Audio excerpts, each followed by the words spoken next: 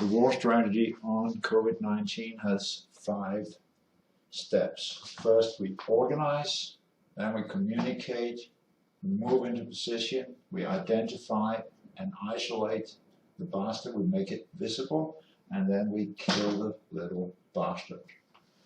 To make this work efficiently, we need to organize in cells. We organize with all members of a geographic community in small cells, 200, 250 members. The way we organize is using Facebook and telephone change. Everybody in a community has to be part of an organization that has a command structure. Next step is to divide into community roles. We'll have some people in this community that have necessary roles: nurses, doctors, people who have to go out either to work, but we can shut that down, let's get back to that. But right now we have to serve our own community for 2 weeks, and then in 3 weeks all of this is over. We will have killed the virus. So the first thing is in the community to point out and divide people in 2 groups, not necessary for the community, and the others are necessary. The necessary people in this, they will be potential virus carriers. We don't know if they will be contaminated. So they have to have a different behavior than the others. We have to protect the rest of the communities from being in touch with the potential carriers. Second step in the organization phase is to organize in not necessary functions and necessary functions. The necessary functions, they will have to go in and out of the community, so they will be potential virus carriers. So inside the community, they need to be isolated in their behavior, so we don't have any risk of them during a quarantine phase to contaminate the community, the clean part of the community. So by doing this, we will be able to isolate and make the virus carriers visible, all virus carriers visible. After 3 weeks, we'll be able to identify and kill the virus. To make this work, we need 2 weeks. We need to communicate some very clear rules. It has to be communicated to everybody, so we need to appoint a community leader. We need to appoint a community clean cells leader and a community serving leader. The serving people are those who need to go out for something or volunteer to have tasks such as healthcare within the society, within the cell here, in the community. So they will be potential carriers of virus. Anyone that we know beforehand will be potential carriers, they have to be in this group. Everybody who can stay at home for 2 weeks and isolate and quarantine, they will be clean cells and they will become clean. So after 2 weeks, we can open up the community for socializing and normal living amongst these, and these will still be quarantined. No, they will not be quarantined. They will be potential virus carriers. That makes the virus visible.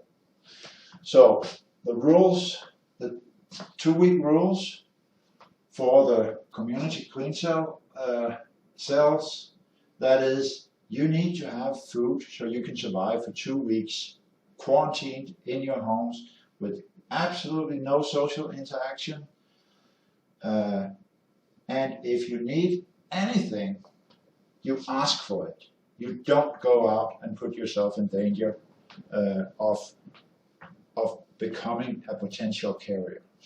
To the other group, the community leaders, they need to wear yellow so they can be distinguished. Actually, they don't need that in the first 2 weeks, but after the 2 weeks, that has to be clear. They need to serve the clean cell citizens. So that is why we have the neighborhood Facebook groups. That is, I need this. All right, then you have a volunteer that helps you and gives you that. These people, if there is a shop inside the community, that should be closed down for these 2 weeks. So the shop owner should not, we should have him to be cleaned, or there should be people from this group that are ready to take that. Because then after 2 weeks, these people will not be allowed to shop there, but you can open up and you can safely shop there. There will be no virus. And and then the last point down here is to at all times keep a safe distance for these people. They can never socialize with these and get close, because if just one of these get at risk of becoming a potential carrier, all hell breaks loose again. We have no control of where the virus is. So we've organized, we've communicated to do that on day 1 of a 2 weeks period. Then we move in position, which means now everybody goes into full quarantine, self-quarantine, not having any chance of getting in touch with a virus for 2 weeks, except for those necessary people. They have a potential carrier living, a behavior. They do not get in touch with anyone that are clean. So now that is point 3, move in position. Now after 14 days, on the 15th day in the morning, we can identify anyone who had symptoms. We know who has the virus or not. All of those who has not had any symptoms, they're safe, they're clean. All of those who are potential carriers, we don't know yet. But those who have had any symptoms, we will have them quarantined and identified, so we can move on to point 5. Kill the little bastard viruses. So now, after 2 weeks, we'll be in this situation that we have a community that has clean cells. We know they do not have the virus. We will have some that are potential carriers, those who are necessary, and we'll also have some identified viruses, but we'll know where they are. They'll be safely quarantined. They'll be 100% under control. We'll have a shop. Maybe here, in this scenario, we have 5 communities. It could be 5 streets. It could be a rural area community. It could be building blocks, whatever, in the city.